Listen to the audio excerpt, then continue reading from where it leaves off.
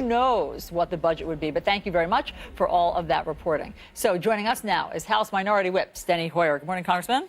Good morning, Allison. How are you? I'm doing well. Let's talk about how you are and what's happening there on Capitol Hill. Obviously, the House passed a short-term budget deal to keep the government running past tomorrow at midnight. But the Senate seems to have other ideas. They don't want to just fund the government through March. They have a 2-year plan. Let me put it up for people on the screen. Here's what they're focused on. $80 billion of military spending. They're looking for $63 billion of non-defense spending. Can you get on board with the Senate plan?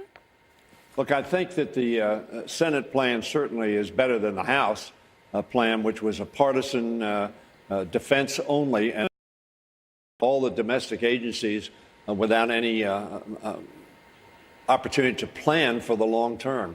So I think the Senate effort is better. We'll have to see what the Senate ultimately adopts to see whether I can be on board. But I certainly think it's a worthwhile effort, and hopefully they come to agreement. Do you fear that the government is going to shut down at midnight tomorrow? I don't think the government will shut down. I think nobody wants the government to shut down. We don't want to shut down the government. But there are a lot of things that have not been done. One of the things, of course, that needs to be done is what you just referred to. We need to agree on funding levels for agencies. The Republicans, who control all the organs of government, have not sent a single appropriation bill to the president for signature.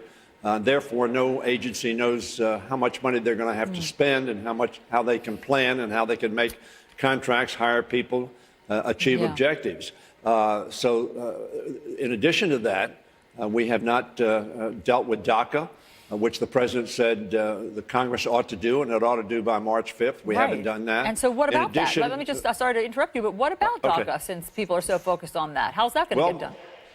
I have been working very hard, as a lot of people have been working very, very hard to get a deal on the Dreamers. We think it's a simple thing to do. You may have seen the meeting with the President of the United States, with Dick Durbin and I and 23 other members of the Congress sat around the cabinet table, and the President said we need to solve DACA now. We need to do that as the first phase of more immigration reform. We agree with that. So we're trying to work towards that end. I had a meeting yesterday, as you probably know, with the Majority Leader, I do want to ask McCarthy and John Cornyn and Dick Durbin. I do want to ask you about that, because I think that this plays into what the Chief of Staff, John Kelly, said about DACA recipients, and it was quite eyebrow-raising. So listen to this moment.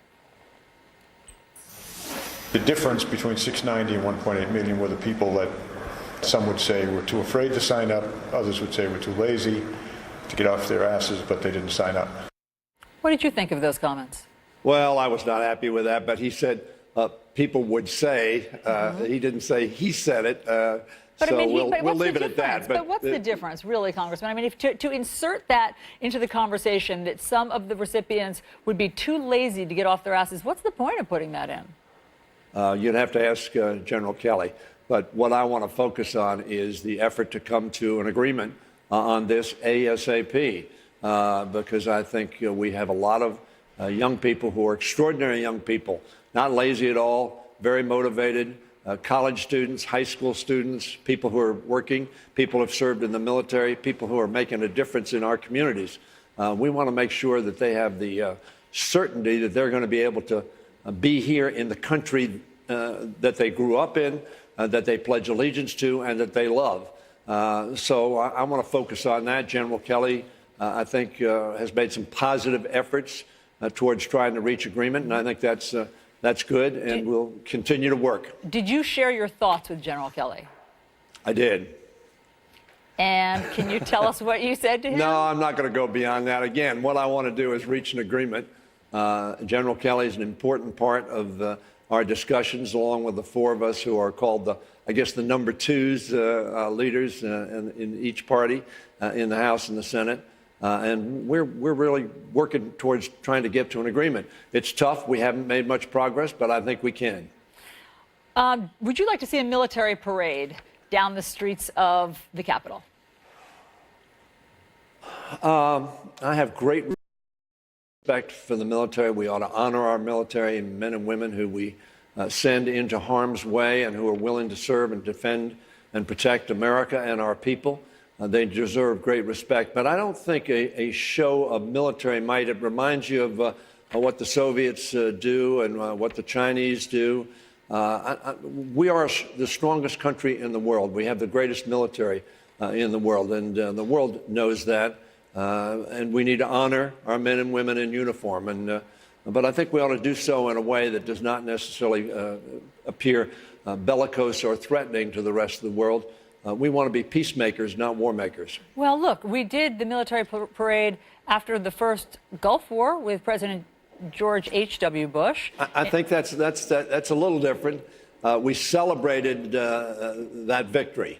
We celebrated the efforts of our men and women in uniform to have an extraordinary, and the first Gulf War was extraordinary in terms of how swift it was, how well it was executed, and how little loss of life we had.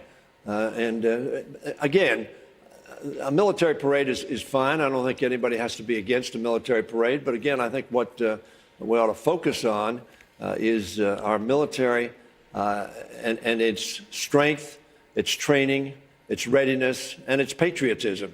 Parade is one way of doing that. I don't think we ought to get deeply involved in that. But it also can be perceived as jingoist in some respects, saber rattling in some respects. So I think we ought to measure that and compare that to what we want to project to the world. Congressman Steny Hoyer, thanks so much. Great to talk to you. Thank you. Chris. Jingoism. You don't hear that too often, especially in the morning. So Joe Biden, talked to him exclusively. He didn't run in 2016, of course. But what does Biden think about a run